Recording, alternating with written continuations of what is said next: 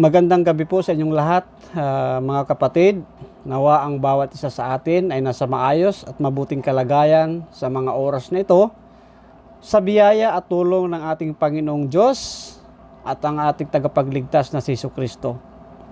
Sa mga oras na ito, mga kapatid, gusto kong magkaroon ng review tungkol dito sa propesya sa Daniel chapter 2. Itong Daniel chapter 2, mga kapatid, ito ay isa sa mga basic at na tinuturo ng mga Seventh-day Adventist Church.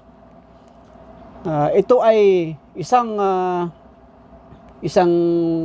topiko, isang paksa kung saan mapapatunay, ito yung nagpapatunay na ang salita ng Diyos ay totoo at mangyayari ito sa hinaharap. Ito ay isang bahagi lang ng review dahil bilang mga mananampalatayang Adventista, alam na natin itong paksa na ito. Subalit gusto ko lang sariwain sa inyo at magkaroon ako ng kunting focus mamaya tungkol doon sa Daniel chapter 2 verses 44 hanggang 45. Gusto ko lang basahin, mga kapatid, bilang bahagi ng review. Gusto kong basahin kung ano yung panaginip ni Haring Nebuchadnezzar, yung interpretasyon at yung fulfillment doon sa history. Umpisa natin dito, mga kapatid, sa Daniel chapter 2 verse 31. Ito na yung pagpapahayag ni Daniel mismo doon sa panaginip kay Haring Nebuchadnezzar. Ang sabi dito, "Ikaw, o hari, nakakita at narito ang isang malaking larawan. Ang larawang ito na makapangyarihan at ang kanyang kakinangan ay mainam, ay tumayo sa harap mo at ang anyo niya ay kakilakilabot. Tungkol sa larawang ito, ang kanyang ulo ay dalisay na ginto, ang kanyang dibdib at ang kanyang mga bisig ay pilak, ang kanyang tiyan at ang kanyang mga hita ay tanso, ang kanyang mga binti ay bakal, ang kanyang mga paa, isang bahagi ay bakal at isang bahagi ay putik na luto.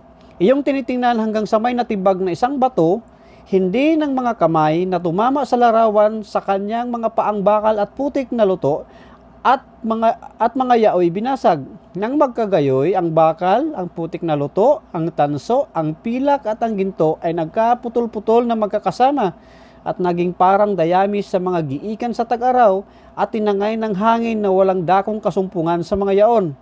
At ang bato na tumama sa larawan ay naging malaking bundok at pinuno ang buong lupa." Ito ang panaginip at aming sasaysayin ang kahulugan niyaon sa harap ng hari.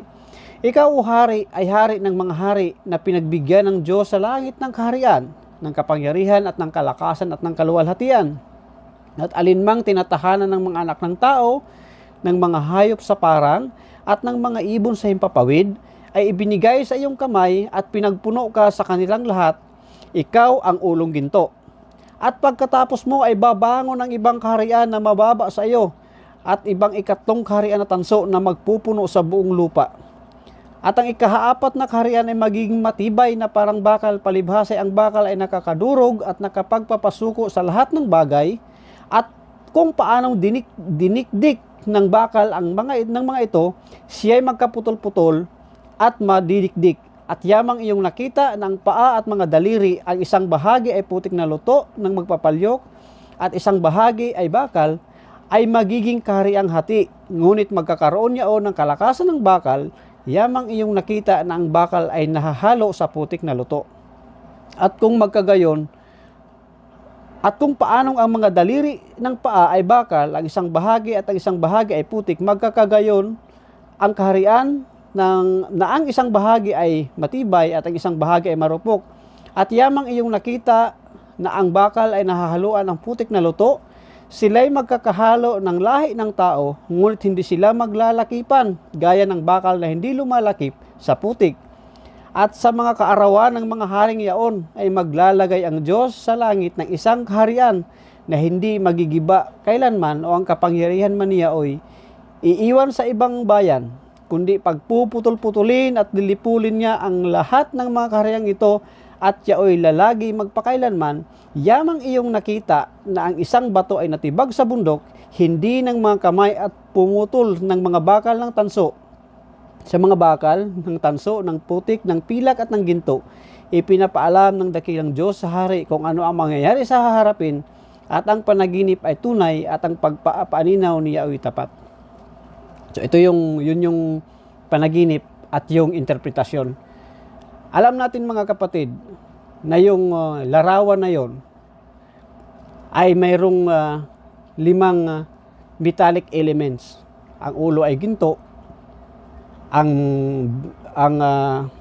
mga bisig at ang dibdib ay pilak, ang tiyan at ang hita ay tanso, ang mga binti ay bakal, ang daliri sa paa ay magkahalong bakal at putik na luto. Sabi dito mga kapatid, yung mga sinimbuluhan ng metallic elements na yun ay tumutukoy at sumisimbolo sa kaharian. Kung saan si Haring Nabukadnezar, siya daw yung ulong ginto. Ito yung sinasabi ni Daniel sa Daniel chapter 2, verse 37 hanggang 38. Tingnan mo, ikaw ang ulong ginto. Ang ulong ginto, ang ginto ay sumisimbolo sa kaharian ni Nabucodonosor, which is the Babylon. So, yan ang una, ang kaharian ng Babylonia. At ayon sa history, ang sumunod sa kaharian ng Babylonia ay ang kaharian ng Medo-Persia. At ang sumunod naman sa Medo-Persia ay ang kaharian ng Gresya. Ang sumunod naman sa Gresya ay ang kaharian ng Roma, hanggang ang Roma ay nagkabahagi sa 10 state. Yan ay yung sa present world na sinasabi. Ngayon, yan yung bibigyan ko ng diin. Ang mga elemento sa larawan na nakita ni Haring Nabucodonosor sa kanyang panaginip ay sumisimbolo sa kaharian. Ang gusto kong pagtuunan ngayon ng pansin mga kapatid, itong bato. Itong bato na sinasabi dito sa Daniel chapter 2. Sapagkat bilang mananampalatayang Adventista, mayroong tayong ibang mga kapatid na iba ang paniniwala nila dito sa kung ano itong bato na sinasabi dito sa propesiya ng Daniel chapter 2. Ang paniniwala nila dito, ito daw ay ang bayan ng Diyos o ang iglesia. Ito yung sinisimboluhan noong bato. Ang minimintin natin dito mga kapatid, ito ay ang pananaw ng ating mga pioneers. At ito rin siguro ang pananaw natin ngayon na itong bato na to, ito ay tumutukoy sa kaharian, tumutukoy kay Kristo at sa kanyang kaharian na itatatag dito o ilalagay dito sa lupa. Kasi yun ang sabi sa propesiya. Ngayon dito, pag tuunan mo natin ng kunting panahon itong sinasabi ng propesiya. Ang sinasabi sa propesiya, gaya ng pagkasabi ko kanina, ang larawan at ang kanyang mga metallic elements na andun sa larawan ay tumutukoy sa mga kaharian. Ano ngayon yung bato na dumurog doon sa larawan? Yan ang unang punto.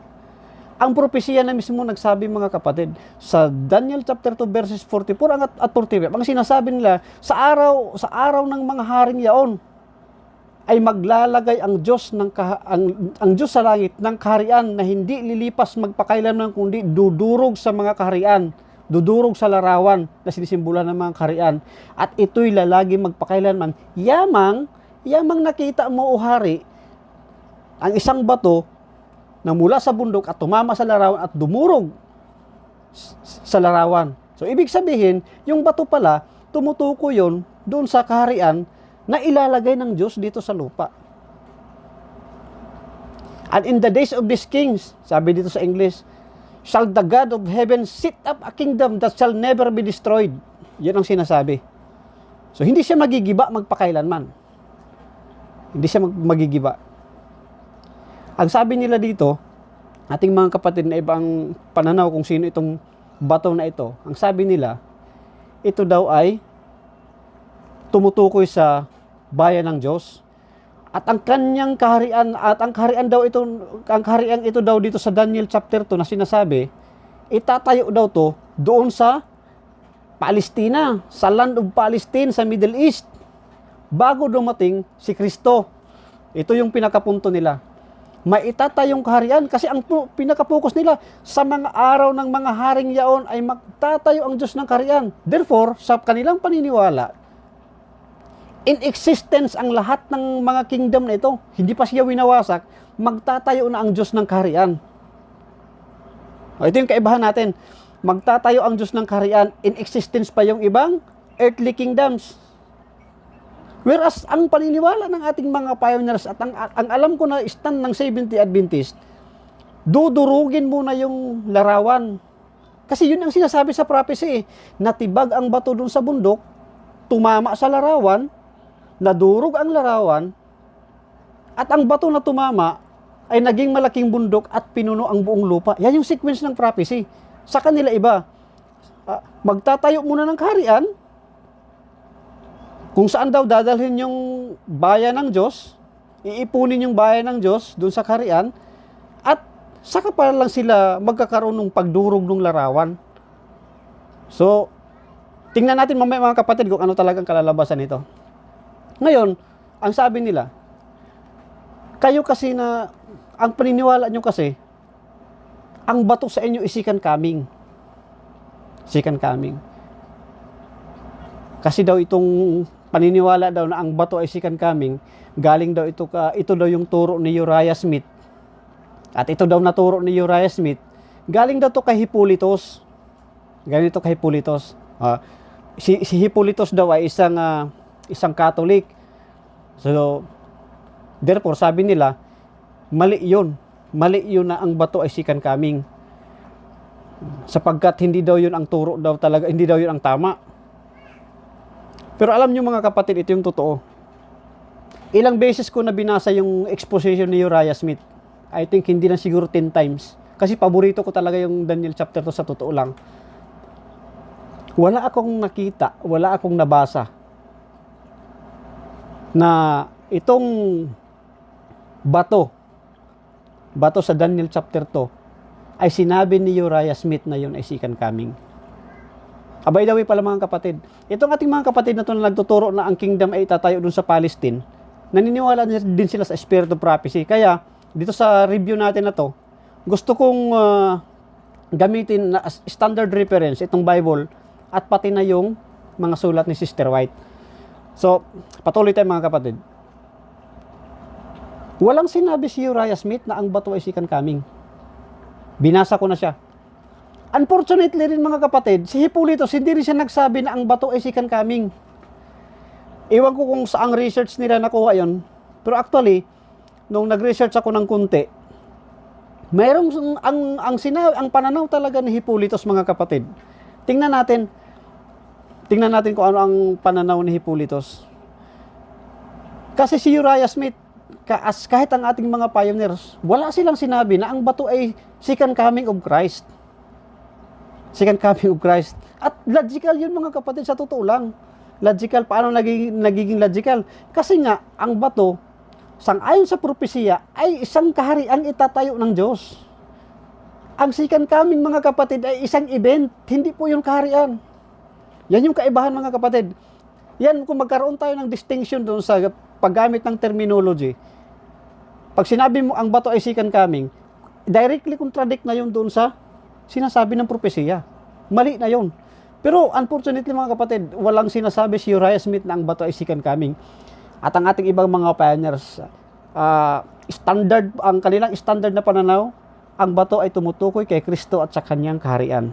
Kung paano na ang ulong ginto ay tumutukoy kay Nabukadnezar at sa kanyang kahariang Babylonia, ganoon din yung bato. Tumutukoy kay Kristo at sa kanyang kaharian. Ngayon, ay galing yan kay Hippolytus na second coming. Walang sinasabi si Hippolytus na ang bato ay second coming. Alam mo kung anong sabi ni Hippolytus? Doon sa libro na The Four Kingdoms of Daniel in Hippolytus Commentary on Daniel by Katarina Brack. Yeah, ito yung The Four Kingdoms of Daniel daw na nagkaroon si Hippolytus ng commentary. Alam mo ba kung anong sabi dito sa libro na to? Ang sinasabi dito, Hippolytus specifically interpret, ito yung pananaw ni Hippolytus. Hippolytus specifically interprets the stone which was cut off from the mountain without hands, Daniel chapter 2 verses 34 to 35 as Christ, who in the threshold of Eschaton means the end of times, come from the heaven to destroy all earthly kingdoms and then establish the heavenly kingdom of the saints. Ito yung sinasabi pala ni Hippolytus. Ang stone pala, sabi ni Hippolytus, specifically interpret, sabi niya, interprets as Christ. Na pagdating sa end times, darating si Kristo mula sa langit, dudurugin ang mga kaharian at kanyang ilalagay ang kaharian ng Diyos na hindi lilipas magpakailanman. So, iwan ko kung saan nila nakuha yun na sabi daw ni Hippolytus, second coming daw yung bato. Iwan ko sa anong libro ni Uriah Smith ang sinasabi nila na ang stone daw, second coming. Kung mayroon silang maipakita, mas maganda kung maibigay nila sa atin para mapag-aralan din natin. Ang pananaw ng ating mga kapatid nito, ang stone daw ay bayan ng Diyos o yung church, iglesia ng Diyos sa mga huling araw. Yan ang sa kanilang sabi. Therefore, pag ganun pala, mga kapatid, pag yung bato pala ay tumutukoy sa iglesia, at ang sinasabi sa prophecy, ang bato ay kahariang itatayo ng Diyos, ang lalabas niyan, ang itatayong kaharian ay yung iglesia. Parang ganun. Or else, dalawa ang magiging kalalabasan niyan sa paniniwala nila. Kung yung bato mo ay bayan ng Diyos, at ang itatayo ay doon sa kaharian, doon sa Palestina itatayo yung kaharian, parang magkahiwalay. Hiwalay yung bato, hiwalay yung itatayong kaharian. Eh hindi natutugma doon sa propesya na ang bato ay tumutukoy sa kaharian itatayo ng Diyos. Mamaya, tag-usapan pa natin, i-expound pa natin to. Pero alam nyo ba mga kapatid, kung kaninong view, kung kaninong pananaw na ang church ay siya ring kaharian ng Diyos? Alam nyo ba kung sino yon? Kung sinong may ganong pananaw? Unfortunately mga kapatid, si St. Augustine. Doon sa kanyang libro na The City of God, Book 20, alam mo ba sinasabi ni St. Augustine? Consequently, where both classes exist, it is the church as it is now. But where only the one shall exist, it is the church as it is destined to be when no wicked person shall be in her. Sabi niya. Therefore, the church, even now, is the kingdom of Christ and the kingdom of heaven. O kita mo? Ito palang pananaw ni St. Augustine. Ang paniniwala niya, yung church, yun din yung kingdom of heaven. Yun din yung kingdom of heaven, yung church. Ang pananaw nitong ating mga kapatid naman, yung bato na sinasabi sa propesya na tumutukoy sa kingdom, church din daw. O di halos magkapareha sila ni Agustin. Idea ni Agustin yung ganun, na yung church ay siya ring kingdom ng Diyos. Or kung pag-ibahin mo naman, iba yung bato at iba yung itatayo na kaharian, therefore hindi magtutugma kasi dapat ang bato, dun, sangayon sa propesya, tumutukoy siya sa kaharian. Eh kung yung bato mo tumutukoy dun sa church at magtatayo ang Diyos ng kaharian, magkaiba ang bato, magkaiba yung kaharian. Ganun yung kalalabasan yan. Ganun yung kalalabasan ng exposition na yan. Tsaka tingnan natin along the way. Kasi naniniwala din naman sila sa Spirit of Prophecy, sa mga sulat ni Sister White.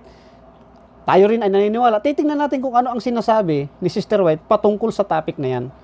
Ano ba talaga ang bato? Ito yung lagi nating tatandaan. Ilagay natin sa isip na kung sino itong bato na sinasabi. Kasi sa kanila, yan ay remnant church. Ang stand talaga ng mga pioneers, ang bato ay tumutukoy sa kingdom of Christ. Now, meron ba sa Biblia? May sinasabi ba ang Biblia kung ano ang prophetically, paano ginamit at kanino tumutukoy yung bato? Ang bato ba minsan sa Biblia ay ginamit figuratively or prophetically referring to the church? Or ang bato ba ginamit sa Biblia prophetically in reference to Christ? So dalawa. May mabasa ba tayo? At may mabasa ba tayo sa Spirit of Prophecy na ang bato tumutukoy kay Kristo o ang bato ay tumutukoy sa church? Meron ba tayong mababasa? Titingnan natin mamaya mga kapatid. Ito ay pagkukumpara. pagkukumpara sa dalawang existing views. Hindi ito direct na atake. Hindi ko naman sinisiraan sila. Ito ay pagkumpara sang-ayon kung ano yung aking nalaman, mismong napakinggan ko sa pamamagitan sa pagkikipag-usap ko sa kanila. Ngayon kung mayroon akong mali o hindi naunawaan doon sa kanilang interpretasyon, I am very much willing na kanila akong i-correct. Pero so far sa aking natatandaan na kanilang paliwanag, yun yung sinasabi ko dito, pinagkukumpara ko. Sa Biblia mga kapatid, si Kristo sa mga propesiya, lagi siyang sinasabi na siya ay bato. Umpisa natin mga kapatid dito sa Awit 118, kapitulo 22 hanggang 23. Ito ay isang propesiya na sinabi ni Propeta David in reference to Christ. Sabi dito, ang bato na itinakwil na nagtayo ng bahay ay naging pangulo sa sulok. Ito ang gawa ng Panginoon, kagilagilala sa harap ng ating mga mata. Hindi nyo ba alam mga kapatid na itong propesiya na itong na isinulat doon sa aklat ng mga awit, ay yun din yung salita ang naginamit ni Kristo ng kanyang ipahayag sa harap ng mga Parisiyo kung sino yung bato. Sabi ni Kristo sa Matthew 21, verse 42 hanggang 44, kailanman bagay hindi ninyo nabasa sa kasulatan, ang batong itinakwil na nangagtayo ng gusali, ang siya ring ginawang pangulo sa panulok, ito'y mula sa Panginoon at ito'y kagilagilala sa harap ng ating mga mata. Kaya sinasabi ko sa inyo, aalisin sa inyo ang kaharian ng Diyos at ibibigay sa isang bansang nagkakabunga. Sabi niya. So, number 1, strike 1 pa lang tama na itong bato, ginamit siya prophetically, tumutukoy siya doon kay Kristo. Isa pang patunay, Gawa 4:10 hanggang 11. Talastasin ninyong lahat at ang buong bayan ng Israel na sa pangalan ni Hesukristo na taga Nazaret na inyong ipinako sa cross. Siya ang bato na itinakwil ninyong mga nagtayo ng bahay at naging batong panulok. So, walang iba. Si Kristo pala, yung bato na ginagamit doon sa Biblia, ginagamit siya prophetically. Tumutukoy yun kay Kristo. At walang iba. Walang iba. Si Kristo lang yung bato na nagiging pangulo sa panulok. Wala akong nakita dito mga kapatid na ang bato ay sumisimbolo siya sa church. Walang ganun. Ewan ko lang sa kanila kung meron silang nakita. Pero so far, ito yung mga sinasabi dito sa Biblia. Again, ang sabi nila, itong kaharian daw na itatayo doon sa Palestina, kasi itatayo daw yung kaharian sa Palestina eh. Tapos itong bato, which is the people of God, yan yung remnant, doon pupunta sa kaharian na yon. At doon mag-uumpisa ng loud cry. Itong loud cry na sinasabi, ito yung last message of mercy to the fallen world.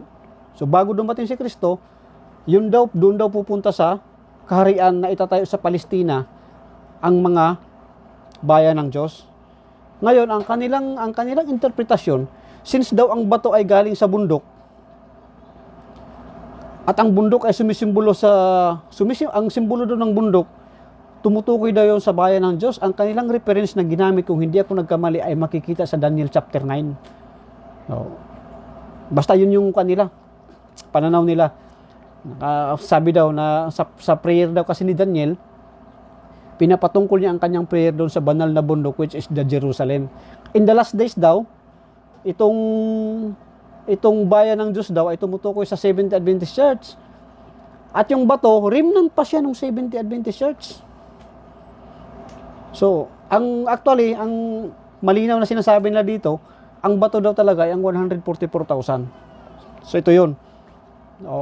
Kung sino, magkakaiba kasi minsan yung kanilang mga pananaw. Pero, so far sa aking mga narinig, at ibang nakakausap, ito talaga yung sinasabi nila na ang bato daw ay tumutukoy sa 144,000. Galing siya sa bundok, which is the Seventh Adventist Church. Yun ang sinasabi nila. Ngayon, ang lagi kong sinasabi, ang bato ay hindi tumutukoy sa 144,000, kundi ito ay tumutukoy kay Kristo. Sabi nila, bakit? Galing ba ang bato sa langit? Yan ang isa sa mga parang sa palagay nila, yan ay isang malaking dagok, isang malaking objection para sa naniniwala na ang bato ay si Kristo. Hindi niyo alam mga kapatid, na dito sa Hebrew, saan ba dapat ang ating bundok? Ano bang bundok ang lalapitan natin? Anong bundok ba? Kasi ang bundok daw ay bayan ng Diyos eh. Pero tingnan natin, ito yung maganda sa sinasabi dito ni Juan, sinasabi dito ni Apostol Pablo sa Hebrew chapter 12 verses 22 and 23. Ito yung pinakamaganda.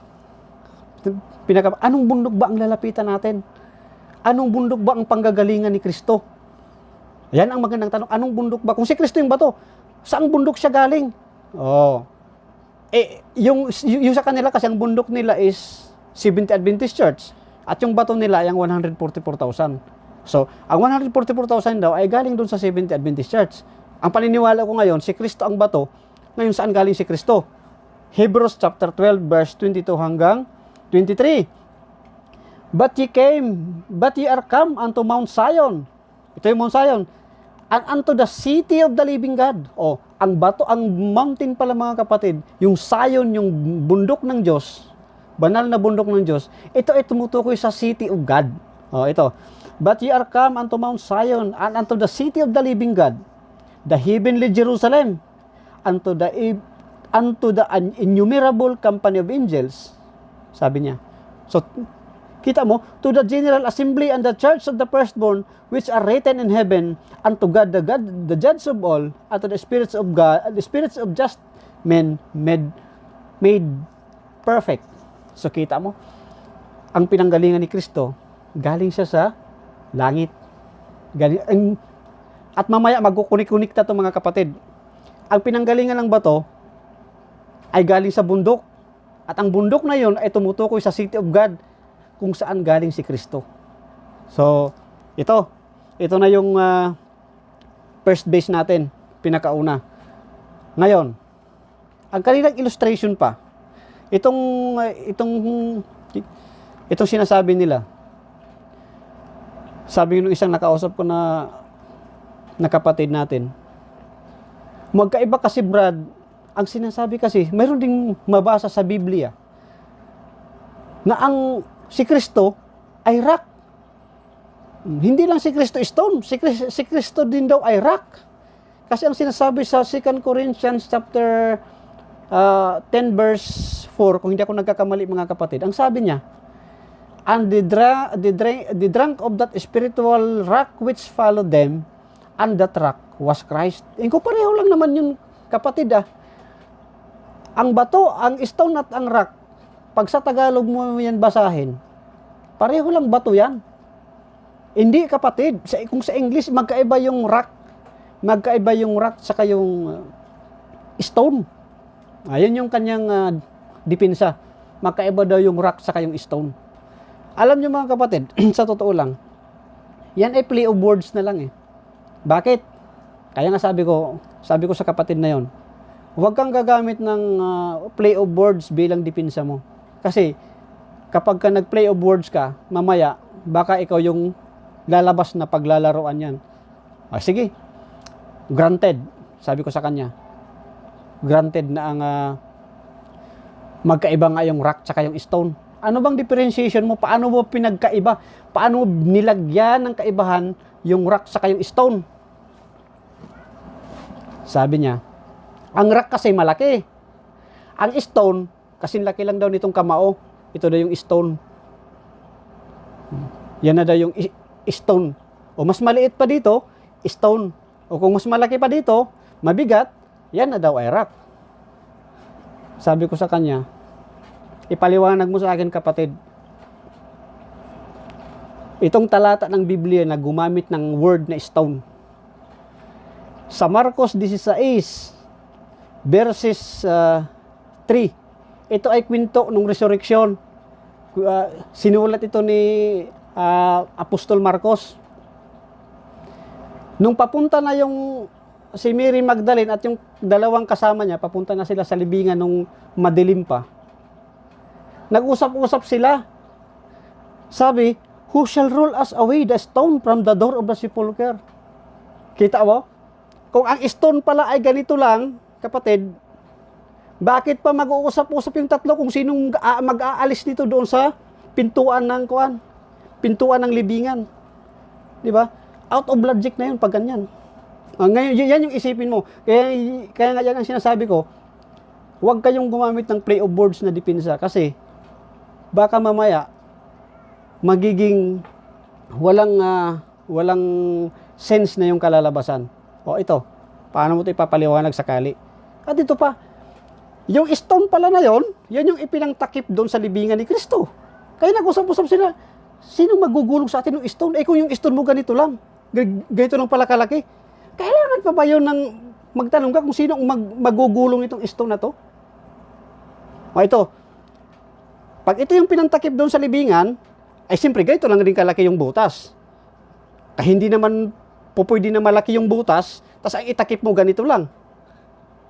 Ang tanong dito kapatid, paano nakapasok sa loob yung katawan ni Kristo kung ganito lang kalaki yung butas na pinagtakpan ng stone? See? That is a play of words. At yan ay pinaka nawawala ng sense yung kwan, yung passage. At bakit ginamit yon? Dahil gusto lang lusutan. Yung si Kristo ay ang stone. Pero walang makuhang magandang epekto, walang makuhang kwan doon, walang makuhang magandang lesson. Bakit? Kay rock man yan o kay stone ang ginamit, it still refers to Christ. It does not refer to the church.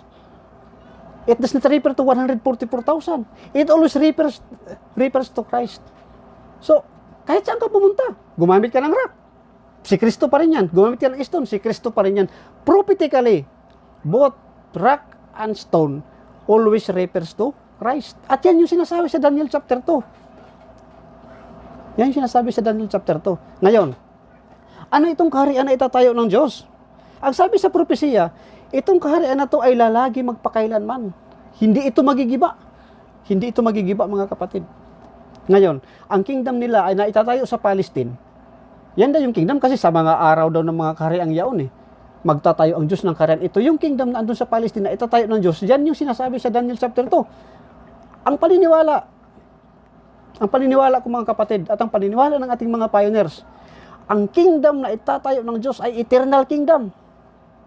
Hindi ito lilipas magpakailanman. Hindi ito pa mapapalitan. At yung kingdom na yon, since eternal, ito ay mag-exist forever.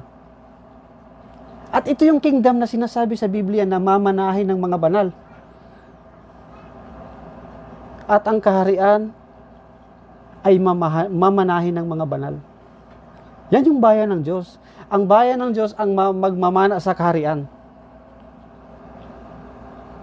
So nakita natin. Tingnan natin mamaya kung aling kingdom ang forever. Kung yung sa Palestine ba o yung bababa, yung kaharian na bababa galing sa langit. Ito siguro nagkaroon ito ng kalituhan kasi hindi lang siguro nila naintindihan. I think hindi lang nila naintindihan kung ano ang ibig sabihin ng kaharian. Ngayon, ang definition talaga ng kaharian, mga kapatid, sabi dito sa dictionary, ito, gumamit ako ng dictionary dito mga kapatid, para makita natin yung definition ng kaharian. Ang sabi dito, a territory ruled by a king or a queen. So, teritoryo pala, nasasakupan mga kapatid. So, kung titingnan mo siya, more on yung kanilang geographical picture.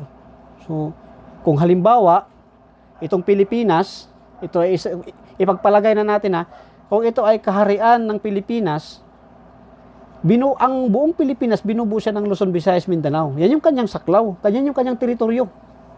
Buong Pilipinas.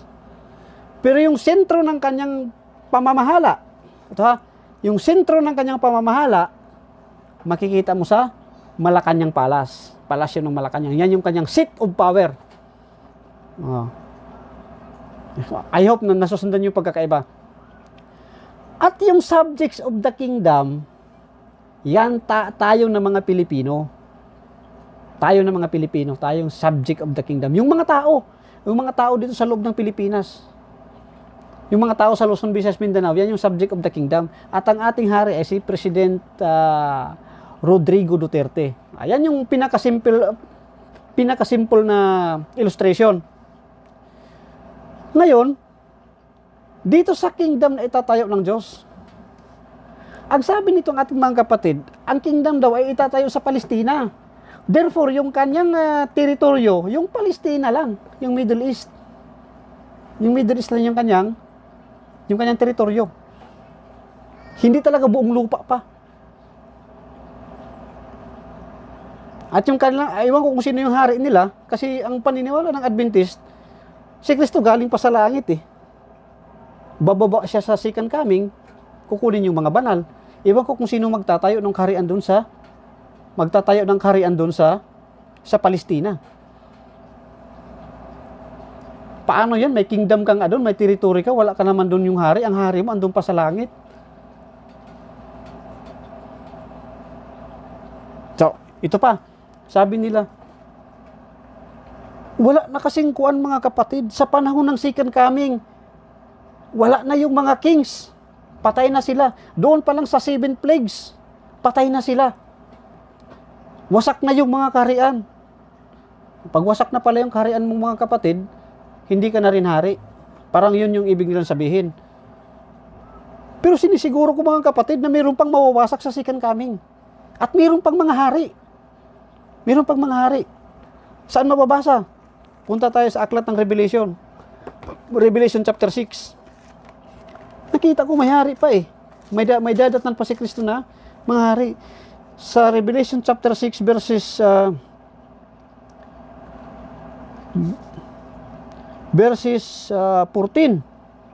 Sabi niya 14 hanggang 15, 16. Sabi niya dito, and the heaven departed as a scroll when it is rolled together, and every mountain and island were moved out of their places. Ito na yun. Pagbukas daw ng langit, kagaya daw ng scroll, babasahin, ang mga isla, itong mga island, mga bundok, ay move out of their places, and the kings of the earth, and the great men, and the rich men, and the chief captains, and the mighty men, and every bandman, and every freeman, hid themselves in the dens and in the rocks on the mountains, and said to the mountains and to the rocks, fall on us, and hide us from the face of him that sitteth on the throne, and from the wrath of the Lamb. Kung doon pa lang sa 7 plagues, patay na yung mga hari na yan. Sino ang sisigaw dito na, oy, tabunan mo kami mga bundok. Tago mo kami dyan sa, nakaupo sa trono at sa galit ng kordero. Di ba? Kung patay na yung mga kapatid, yung mga hari, sino pa ang magsasabi nito? So makita mo na yung kaibahan. So, ito yung isa sa mga objection nila actually. Pero nakita ko, meron pang mangyayari. Meron pang mga kings doon sa second coming of Christ. Ito yung mga kings na magtatago sa harap ng Panginoon sa kanyang pagbabalik. Kung patay na yung kings doon sa last plagues pa lang, paano pa ito makakasigaw na, tabunan nyo kami. Kung maniniwala siguro tayo na yung mga kings buhay pa rin kahit namatay na, ito talagang mangyayari. Totoo yung sinasabi nila. Pero hanggat naniniwala tayo na dito sa Revelation chapter 6 verses 14 and 15 hanggang 16 na mayroon pang mga kings, magtutugma na itong bato ay tumutukoy kay Kristo at sa kanyang kaharian. Ngayon, ano ang sinasabi ng Spirit of Prophecy sa mga writings ni Mrs. White? Sino ang bato? Sang-ayon kay Mrs. White. At ang kingdom niya ba? Ay yun ba yung kingdom dun sa Palestine? O yung kingdom na bababa mula sa langit? Di ba? O tingnan natin, basahin natin mga kapatid. Alam niyo mga kapatid, yung itong topic na to, napaka-interesante nito eh.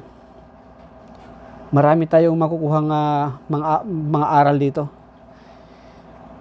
Marami tayong mga matututunan. At nagpapasalamat din ako sa mga kapatid natin na ibang paniniwala nila kasi nagkaroon tayo ng time na mag-research ulit.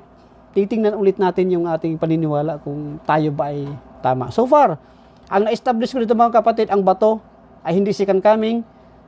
Ang bato ay tumutukoy kay Kristo at sa kanyang kaharian. Ang paniniwala ni Uriah Smith at paniniwala ni Hippolytus, ang bato ay hindi second coming, kundi ang bato ay kaharian ni Kristo. Ang paniniwala din natin, ang kaharian na to ay itatatag kung wala na yung mga kaharian na madurog na ang lahat ng kaharian bago itatatag yung ilalagay yung kaharian ng Diyos. Sa kanila naman, itatayo muna dun sa land of Palestine yung kaharian bago pa mangyayari yung pagdurog sa larawan. Mamaya i-expound natin yan kung anong klase yung pagdurog ng mga larawan. Gusto ko munang basahin kung ano ang pananaw ni Sister White kung ano talaga ang bato. Dito sa Prophet and Kings, page 495, paragraph 1. Sabi niya, God gave the dream and its interpretation to Nebuchadnezzar, not alone that the Babylonian king might know, but that every king who followed him might know that earthly kingdoms are all temporal at best and must pass away, and that the only eternal kingdom which shall never pass away is the kingdom of Christ, represented by the stone, which became a great mountain and filled the whole earth. So ito kung alam niyo mga kapatid, kung ito mabasa lang sana ng ating mga kapatid at intindi nila yung direct import ng kanyang sinabi, wala nang pag-uusapan. Ang stone daw is the kingdom of Christ. The kingdom of Christ is represented by the stone and became a great mountain. Ayun ang sinasabi ni Mrs. White sa libro na Prophet and Kings, page 495, paragraph 1. O sino daw ang stone? Si Christ. Represented Christ and it represents Christ and His kingdom. Ito pa sabi ni Mrs. White sa Testimonies, volume 1, page 360, paragraph 3. Our kingdom is not of this world. Our kingdom is not of this world. Unang linya pa lang, basag na yung kanilang paniniwala na ang kingdom ay doon sa Palestine. Maliban na lang kapatid, kung ang paniniwala mo ay yung Palestine na sa ibang planeta, totoo yan. Pero hanggat ang Palestine ay nasa sanlibutan ito, hanggat naniniwala ka na ang Palestine ay nasa sanlibutan ito at nasa Middle East, hindi yan yung sinasabi ni Mrs. White na ating kaharian. Yung kaharian na inaantay natin, hindi yan. Kasi ang kaharian natin, eternal. Eternal kingdom. Yan yung sinasabi ni Mrs. White. Oh. Isang linya pa lang yun, dagdagan ko. We are waiting for our Lord from heaven to come to earth to put down all authority and power and set up His everlasting kingdom. So inaantay pala natin yung pagbabalik ni Kristo. Babalik daw si Kristo. Darating si Kristo mula sa langit papunta dito sa earth. And put down all authority and power. Wow, ito yung tugma eh. Tumutugma siya doon sa propesiya. Wawakasan ni Kristo ang lahat ng paghahari sa mundong ito. Wawasakin niya ang lahat ng kaharian at kanyang itatatag, kanyang ilalagay ang kanyang everlasting kingdom. Pangalawang sentence, earthly powers are shaken. We need not and cannot expect union among the nations of the earth. Okay, kita mo? Hindi pala tayo pwede makisabay. Hindi tayo pwede makisalamuha doon sa mga kingdoms of this earth. Yung kingdom na yun, hindi siya nag-exist together with the kingdoms of this earth. Eh, yung sa Palestine mo, andyan na itatayo na. Yung dadalhin doon ang 144,000, saka pa sila mag-loud cry. Ay, di mayroon pang mga kingdoms. Kita mo, pag yun yung pananaw mga kapatid na ang kingdom na itatayo doon sa Daniel chapter 2 ay nasa Palestine, kukontrahin mo ang Biblia at kukontrahin mo ang spirit of prophecy. At ito na siguro yung pinakamabigat na sinasabi. With respect to the smithing of the image, tungkol ito dun sa pagdurog sa larawan. Ang sabi sa propesiya, binasa natin kanina, natibag ang bato mula sa bundok, tumama sa paa, at nadurog ang larawan, nagkawasak-wasak ang larawan, at yaoy nagiging kagaya ng ipa. It's became like a chaff of the summer threshing floors, at dinala siya ng hangin na wala nang lugar na mapupuntahan. Ibig sabihin, hindi na siya nakita. It ceased to exist. Yan yung pagdurog. At ang pagdurog na yun, mga kapatid, yun ay mangyayari sa second coming of Christ. Kaya nga sabi ko, magkaiba yung kingdom at magkaiba yung second coming. Therefore, ang bato ay hindi second coming, kundi kingdom. It represents Christ and His kingdom.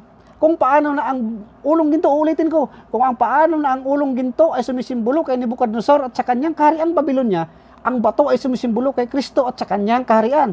At dudurugin ni Kristo ang mga larawan o ang mga kaharian ito sa kanyang pagbabalik. O ngayon, tanong, paano dudurugin yung larawan?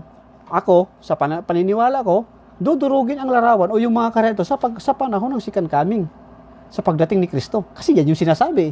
Madurog, binasa natin kanina, na pagbukas daw ng langit, ang mga isla, ang mga bundok ay move out of their places.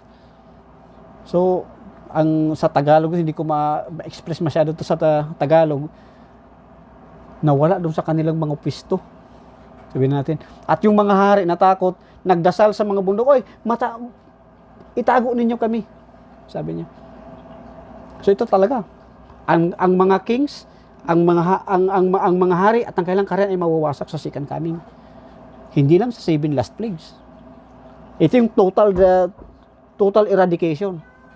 Total destruction ng lahat ng kaharian.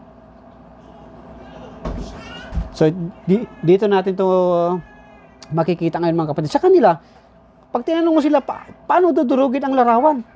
Aba, sa pamamagitan daw ng loud cry message. Loud cry. Ano ba ang loud cry?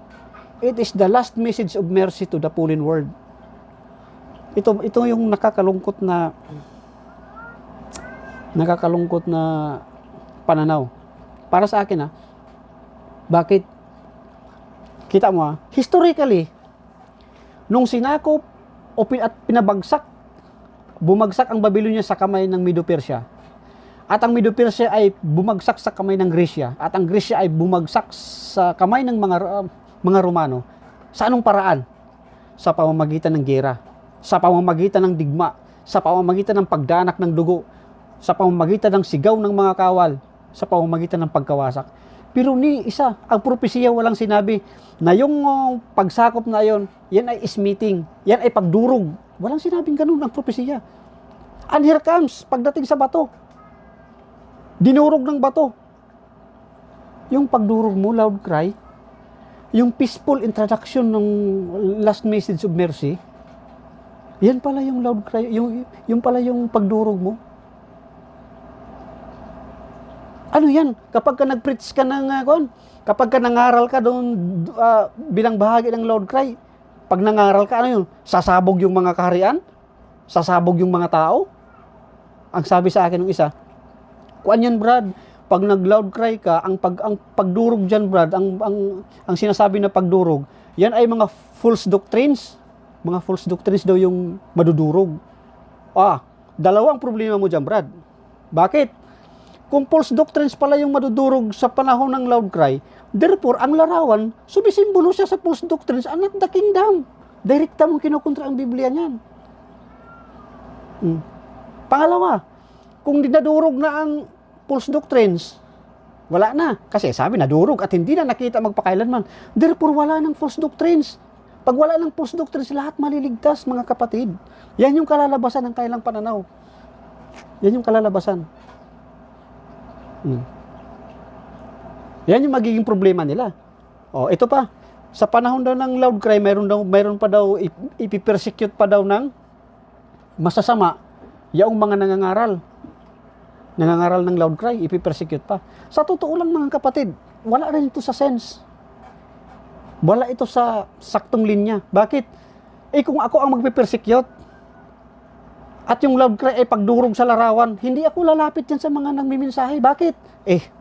Kung yung mga kaharian nga kaya niyang pasabugin, paano pa ako magpe-persecute niyan? Di ba? Titingnan mo na lang yung logic. Titingnan mo yung logic. Ito pa, sinabi ng Biblia, sinabi ni Mrs. White, na ang kingdom natin ay eternal. Therefore, ito ay mangyayari doon na sa immortal state. Immortal state. Sabi ni Pablo sa 1 Corinto, chapter 15, verse 50, flesh and blood cannot inherit the kingdom of God. Flesh and blood, dugo at laman ay hindi magmamana sa kaharian ng Diyos.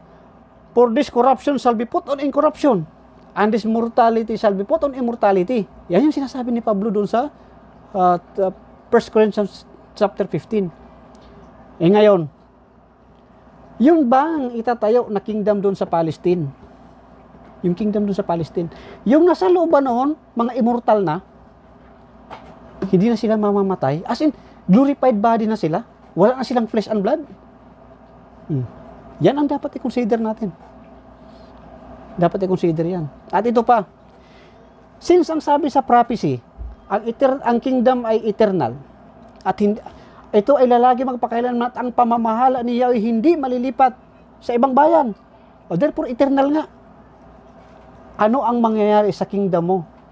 Ano ang mangyayari sa iyong kingdom sa panahon ng second coming? Kasi ang sabi doon sa second coming, lahat ay mawawasak.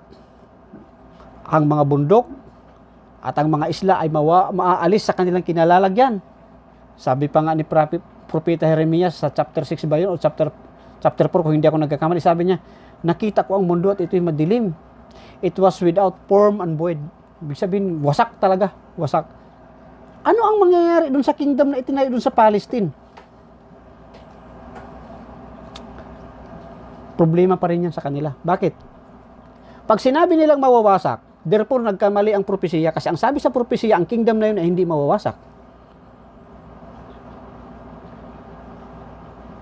Kapag hindi naman mawasak, mga kapatid, kasi iingatan ng Diyos, ano ang mangyayari sa kingdom na yun after 1,000 years? Kung bumaba na yung New Jerusalem, saan mo ilalagay yung New Jerusalem, mga kapatid? Meron bang dalawang kingdom? Yung kingdom sa Palestine at yung New Jerusalem? Saan dyan? Pareho yan actually problematic. Pag ganyan. Ito ulitin ko, ang kingdom, sangayon sa definition ng Biblia at definition sa Spirit of Prophecy at definition sa dictionary, ang kingdom ay isang teritoryo. Ito ay isang nasasakupan. Ang bayan ng Diyos ay hindi kingdom. Sila ay subject or citizens of the kingdom. Yan. At ang itatayo ng Diyos ay isang kaharian. Kaharian. At ang kanyang teritoryo ay buong lupa. Hindi niya itatayo yung kanyang church. Kung ang bato mo ay church, hindi niya itatayo yung kanyang church. Kasi mula sa umpisa, andun na ang church of God. Andun na yung bayan ng Diyos. Yun. Yun. So, na-establish natin. To put in a nutshell, to summarize, ang bato sa Daniel chapter 2, tumutukoy kay Kristo at sa kanyang kaharian. Ang kaharian or ang kingdom ay tumutukoy sa teritoryo o nasasakupan o dominion. Ang kaharian na to ay eternal sapagkat ang sabi sa propesya, ito ay hindi malilipat magpakailanman, ni mamanahin man ang ibang bayan. Kundi pagdudurug-durugin niya ang mga kaharian yaon, at yun lalagi magpakailanman, eternal. Itong kaharian na to ay ilalagay pagkatapos madurog yung mga kaharian. At ito ay, ang kaharian na ito yung mamanahin ng mga banal. Ito ay isang eternal kingdom in the immortal state. So ito yung mga kapatid. Ngayon, kung ang kingdom mo ay dun sa Palestina, binigyan ko na ito ng comparison. So, it's up to you. Hindi ito, mga kapatid, pagsabi na mas magaling kami, mas tama kami. Ito ay hindi natin maiwasan yung conviction ng ating mga kapatid. Kung para sa atin ay mali yung pananaw nila at hindi sila sa atin naniniwala, conviction nila yan. Pero sa kanila, ang pananaw din nila sa atin, tayo din naman yung mali. At sila naman yung tama. At sa paniniwala nila, conviction din natin to. Pero nakita natin mga kapatid, sa abundance of reference, sa abundance of evidence, makita mo na itong kingdom of God, sangayon sa Biblia at sa propesya, ito tumutukoy kay Kristo at sa kanyang kaharian na itatayo dito sa lupa. Ilalagay. Actually, God shall set up a kingdom. Alam mo yung idea actually ng set up? Sabi pa dito sa Tagalog, ang Diyos ay maglalagay ng kaharian. Maniniwala kayo sa akin mga kapatid, na kapag inilagay mo na lang, in existence na yon, meron na. Ilalagay mo na lang. Iba kasi yung ilalagay sa itatayo. Kasi pag magtayo ka, mag-construct ka pa niyan. Hanap ka pa ng simento, graba, ano pa. Maghanap ka pa kasi magtatayo ka eh. Magtatayo ka ng bahay, hindi naman pwede na maglalagay ka ng bahay. Pwede naman siguro maglagay ka ng bahay. Kung meron ka ng bahay, ilalagay mo lang dun sa lote. Parang ganon. Pero yun ang sinasabi sa Biblia eh. Ang Diyos sa langit ay maglalagay ng kaharian. At ang ilalagay na kaharian, ito yung New Jerusalem na bababa mula sa lupa. So marami pa akong mga reference dito mga kapatid. Pero sapat na yung dalawa kay Mrs. White. Ito ay direct evidence na makikita mo. Na pati si Mrs. White at ang paniniwala nila, the eternal kingdom of Christ is represented by the stone. So, ang prayer natin mga kapatid, kaya nga ang prayer natin, thy kingdom come, dumating nawa ang kaharian mo. Kasi ang kaharian na yun andun sa langit at ibababa dito sa lupa. So, yun lang muna mga kapatid. Magandang gabi sa inyo. Mag-ingat ang bawat isa sa atin. Patuloy tayong mag-aaral, patuloy tayong gabayan ng Diyos. God bless at magandang gabi.